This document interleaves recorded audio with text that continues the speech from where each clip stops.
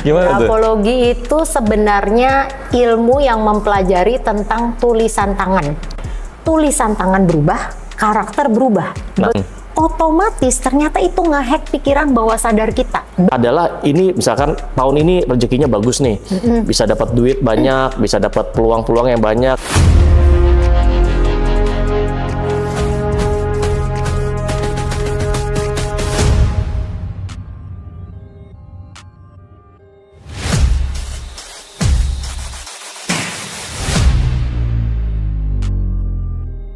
Oke teman-teman, kembali lagi hadir bersama saya Koko Numerologi, dan ini ada teman saya namanya Ciklara. Nah, Ciklara ini pakar grafologi ya. Nah, kita cari tahu info lebih lanjut apa itu grafologi, dan nanti kita akan tanya-tanya sama beliau nih ya, namanya Ciklara. Nah, Ciklara, selamat apa nih? Selamat sore. Selamat sore ya. Selamat datang. Selamat datang ya di channel Koko Numerologi. Saya pengen tahu dong, grafologi itu apa ya? Oke. Saya taunya biologi gitu. Benar. Iya. Gimana tuh? Grafologi itu sebenarnya ilmu yang mempelajari tentang tulisan tangan. Oke, jadi semuanya itu pakai tulisan tangan. Nah, Harus tangan. emangnya tulisan tangan itu begitu penting ya? Ya, jadi ternyata berdasarkan riset ya, itu udah ratusan tahun dari abad ke-17-an. Wow. Itu ada teolog yang memang meriset tentang ini. Jadi ternyata ada hubungan antara bentuk-bentuk huruf tertentu dengan sifat-sifat atau karakter seseorang. Oke. Nah, jadi grafologi ini bahkan dipercaya oleh pihak kepolisian gitu ya. Bahkan kalau di luar negeri CIA, FBI itu pakai jasa grafolog yang profesional ya untuk apa, mengusut atau mencari orang-orang yang melakukan kejahatan forensik ya. Jadi kayak misalnya pembunuh berantai atau apa. Jadi ternyata pola-pola tulisan tertentu ini memberikan arti mengacu kepada karakter seseorang. Oke, jadi kan kalau di kepolisian itu kan pasti ya dia kan nangkepin penjahat dan segala macam ya. Jadi si penjahat-penjahat ini dalam tanda kutip itu disuruh nulis tangan gitu ya. Enggak dong. Kalau dia nulis tangan repot ya. Iya. Jadi sebenarnya gini, kalau kayak kita nonton film-film misteri, film thriller atau film pembunuhan gitu ya. Banyak yang namanya pembunuh berantai itu suka ninggalin notes. Bener nggak notes ya, notes kecil. Banyak juga yang pakai tulisan tangan ya. Jadi grafolog itu membaca polanya. Nah, orang bisa nggak sih pura-pura bisa, tetapi tidak bisa jauh dari karakter asli. Kenapa? Karena ini kan urusannya sama motorik, habis itu ke saraf otak. Nah, jadi kita jangan bandingkan dengan kaligrafi ya. Kalau kaligrafi itu kan menulis indah, ya emang disengaja dengan bentuk tertentu kayak ada orang estetika, melukis, kayak orang melukis. Sebenarnya baca grafologi kalau di dunia psikolog itu kayak seperti doodling. Nah, tes anak-anak tuh psikologi kan ada doodling tuh, membentuk bentuk-bentuk tertentu. Nah, ini sama, cuman pada tulisan tangan. Jadi pada saat misalnya ya mereka membutuhkan bukti dukungan lah ya di pengadilan atau apa, ini bisa menjadi salah satu acuan untuk menambah bukti bahwa misalnya gini, oh ya memang dia punya karakter yang sadis atau misalnya memendam emosi yang luar biasa gitu kan, atau ketidakpuasan terhadap masa kecil atau pernah terjadi masa lalu yang kurang baik dari keluarga. Nah, dicari biasanya apa? Misalnya ketahuan nih orang-orangnya siapa gitu ya. Ini misalnya ya salah satunya. Cek dong ke rumahnya atau apa. Ada nggak bekas catatannya dia? Mungkin kan si penjahat ini udah nggak tahu kemana ya. Nah, cari bekas catatan dia dari tahun ke tahun. Bagaimana perkembangan pola itu, perkembangan pola emosinya, segala macam. Oh, dari situ akan terlihat emosinya dari tahun ke tahun. Oh, ternyata orang ini memang dari kecil dia direpres. Misalnya mendapat perlakuan yang tidak baik dari orang tua gitu, sering dikucilkan, dapat bullying dari lingkungan. Itu kan seperti kita menumpuk emosi, habis itu suatu saat itu kan kayak bom waktu ya, meledak. Nah, meledak ini kan macam-macam efeknya ke setiap orang. Kalau yang mungkin dalam tanda kutip pendidikan agamanya kurang atau apa, ya dia bisa meledak dengan cara merugikan orang lain. Dia nggak mikir lagi nih. Tapi kalau mungkin dengan didikan agama yang cukup baik, kita akan mikir, waduh ini dosa nih, aduh ini bahaya nih, aduh ada karma, misalnya seperti rapot karmik gitu kan ya, report karmik. Nah, jadi itu ternyata mempengaruhi. Iya. Nah, gitu. Oke. Jadi dan tulisan tangan itu kan setiap bertambahnya usia setiap orang itu kan bisa berubah tuh. Yes. Nah, kalau berubah artinya kehidupannya dia, karakter dia itu juga bisa berubah. Yes. Atau Jadi gimana? sama aja seperti gini. Waktu Bro Leo misalnya waktu kecil SD terus Iya. ke SMP, Iya. karakter berubah nggak? Iya, bisa. Ya, pertama karena kedewasaan usia, Mm-mm. ya kan. Kedua karena knowledge yang bertambah, Mm-mm. ya kan. Terus ketiga motorik kita lebih terlatih, Mm-mm. ya kan. Jadi sehingga motorik halus ini lebih sempurna, pasti tulisan kita jadi lebih baik. Apalagi yang memang kita bisa lihat ya dalam perkembangan anak-anak itu, memang ada anak-anak yang dari kecil saraf motorik halusnya bagus. Jadi tulisan tangannya memang terlihat lebih smooth lah daripada yang lain. Tapi bukan berarti dia bisa menyembunyikan karakter-karakter yang kurang baik dalam arti emosi negatif yang terpendam. Oke. Kayak gitu kira-kira. Oke, jadi bisa juga dong. Bisa nggak melihat ya, tulisan tangan kan kadang-kadang kan ada yang kayak bilangnya cakar bebek, cakar ayam. Terus ada bilang ini tulisan tangannya bagus nih. Nah, kalau tulisan tangan yang cakar ayam atau cakar bebek, itu apakah karakternya nggak bagus? Kalau tulisannya yang bagus, itu apakah karakternya bagus? Pasti bagus ya. itu.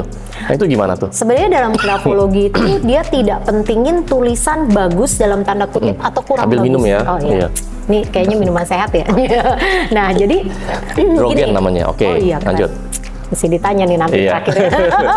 Oke. Nah, jadi kayak misalnya gini, banyak orang kalau sekarang ya kecenderungan orang-orang nulis tuh tulisannya kayak rapi gitu ya, bulet-bulet gitu ya. Iya. Atasnya pendek, bawahnya pendek. Iya.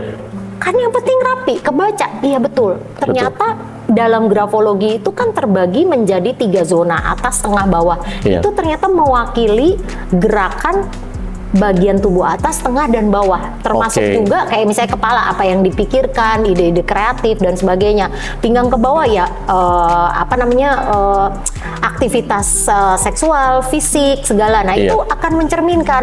Jadi keseimbangan 3 zona ini akan membantu orang menjadi lebih seimbang secara mental. Oke. Nah, jadi bukan masalah jeleknya. Selama jelek itu huruf-hurufnya satu bersih.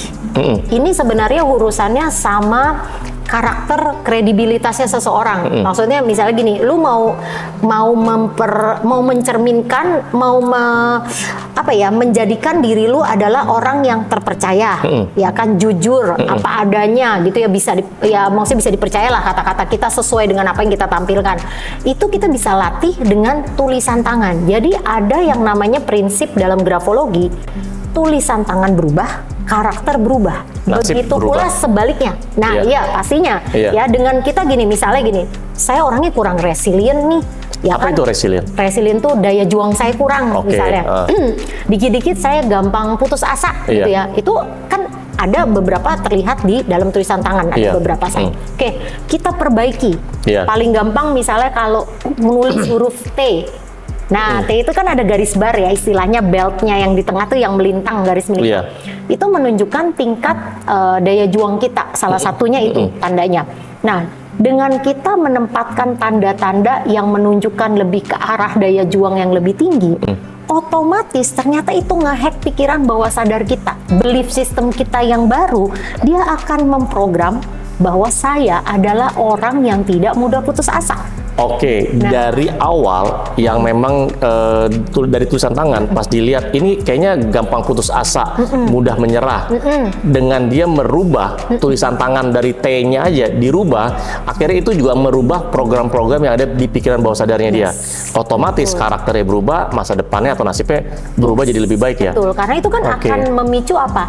Usaha dia ke masa depan dong. Oke. Ya maksudnya kayak gini, orangnya biasanya, aduh, kita punya bisnis sendiri nih. Iya. Kalau kita mudah nyerah, udah bulak-balik gulung tikar dong. Iya, Ya kan, betul, ngomong betul. karena satu persaingan keras ya. Betul, betul. Nah, kalau kita di kantor dikasih challenge dikit sama bos, kita stres.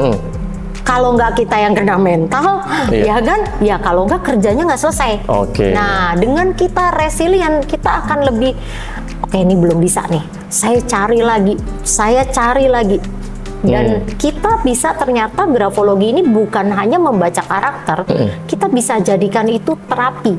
Terapi ya? Ya, Oke. nah terapi apa? Menulis Oke. dengan kaidah si grafologi ini kalimat-kalimat afirmasi yang memang sesuai kebutuhan pribadi kita masing-masing.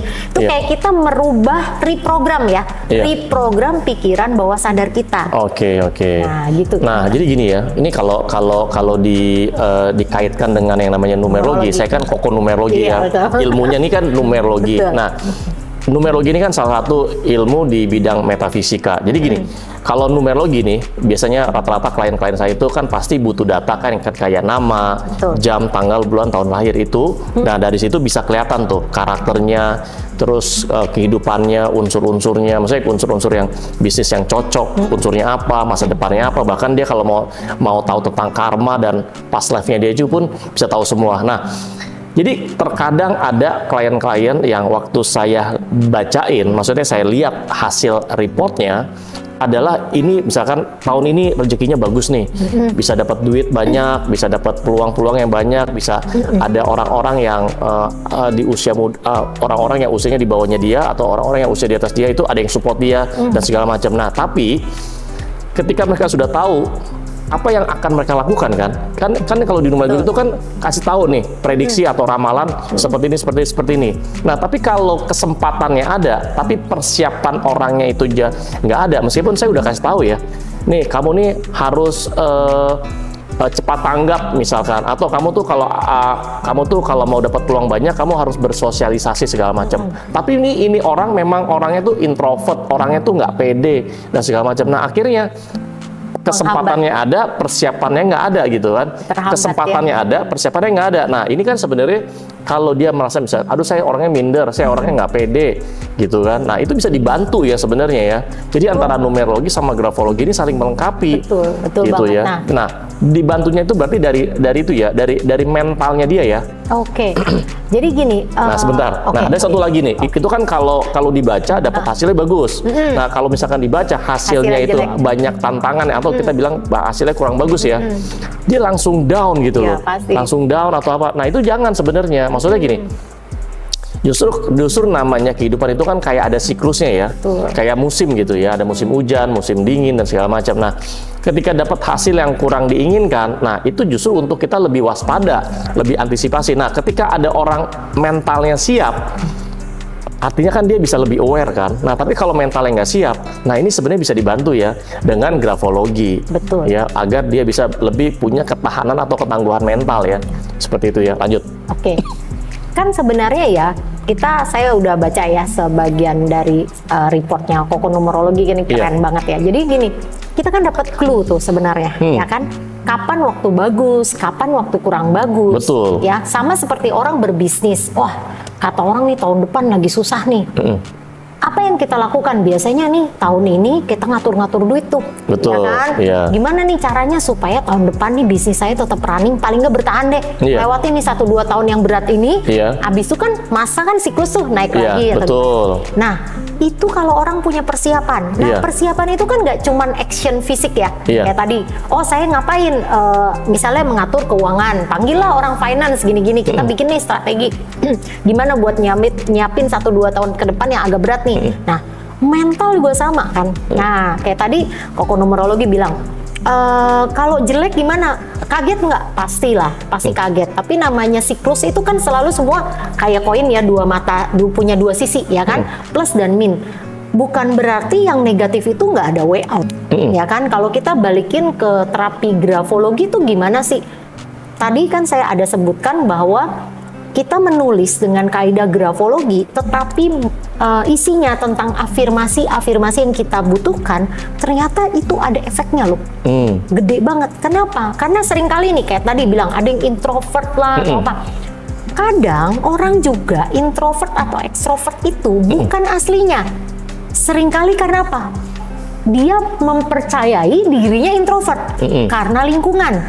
Misal, Atau tuntutan kerja ya. ya betul, misalnya kalau dia back office gitu ya, orang di kantor gitu ya, memang dia orang back office yang ngurusin dokumen doang, mainnya cuma di gudang tempat dokumen sama komputer. Iya. Dia ketemu temennya satu ruangan, ya 1-2 orang misalnya Iya, gitu betul. ya. Ya mau bersosialisasi gimana gitu. Tetapi sebenarnya yang lebih parah bukan dari situ, lebih kayak gini. pembatasan atau limitasi yang diberikan orang tua atau keluarga.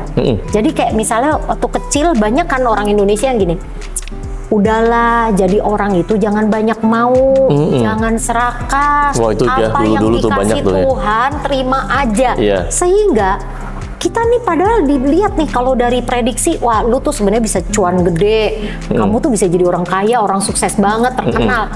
Kita pikir, mana mungkin orang tua saya aja bukan orang kaya, banyak nggak? Betul, Ya kan? betul. Kalau dari Ada keluarga- mental block ya? Yes, mental block. Tapi sadari dulu. Iya, sadari dulu, betul. Makanya kan saya sebelumnya nih tadi ada ngintip sedikit ya, maksudnya Iya, isinya iya. analisa ini apa? Itu kan dikasih clue tuh. Iya. Apa yang harus dilakukan? Betul. Dan apa yang harus dihindari? Betul. Nah, itu cek dulu. Yang harus dihindari ini masih kita lakukan atau enggak? Iya. Nah, kalau masih kita lakukan, kita tanya sama diri sendiri dulu. Kenapa saya masih lakuin?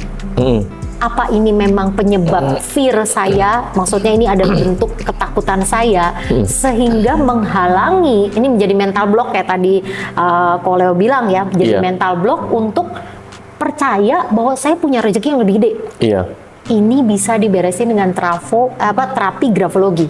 Oke. Nah, masukin belief baru Iya. yang harus ditulis minimal 30 hari. Oke. Nah, gitu. Jadi gini ya, nih kita bicara teknisnya. Tadi kan udah bicara tentang grafologi itu apa, ya. Jadi teknisnya, kalau memang dilihat dari tulisan tangan ini memang ada Blocking mental. ada huruf-huruf yang memang ternyata huruf-huruf ini nih Potensi blocking. menunjukkannya potensi blocking itu bisa dibereskan ya, Betul. dengan cara dirubah Ya, tulisan tangannya per huruf ya atau per kata ya, gitu ya. Jadi kalau grafologi itu kita nggak bisa melihat dari 1-2 aspek. Ya, kalau nggak kita jadi judgement ya sama orang ya. Iya, Nah, iya. makanya gini, pada saat menulis tuh kondisi dia juga seperti apa? Ada yang gini, kasih laporan. Saya kan sering bantu berpartner dengan beberapa psikolog yang minta dianalisa gitu Iya. ya. Misalnya, saya nanya, ini dia nulisnya proper nggak? Maksudnya dengan kondisi meja yang oke nggak? Iya. Kalau misalnya sekarang di mobil goyang-goyang, Iya, susah. Ya, Iya. sebagus tulisan apapun pasti Ya, gini. berantakan. Terus yang baca kan bingung. Ini orangnya lagi mabok dan nulis atau memang kondisinya tidak nyaman untuk nulis. Jadi itu juga pengaruh. Iya. Jadi bahkan kayak gini, kita abis marah-marah sama orang, Iya. simpel aja deh, abis kita marah-marah, jantung kita berdebar, adrenalin kita naik ya kan. Kita mau ngapain lu kadang kita gemeter kan? Iya. Nah, itu mempengaruhi kan motorik kita. Iya. Ya nulis jadinya pasti jadi berubah. Betul. Nah, jadi kita kenali dulu nih akar masalahnya di mana nih.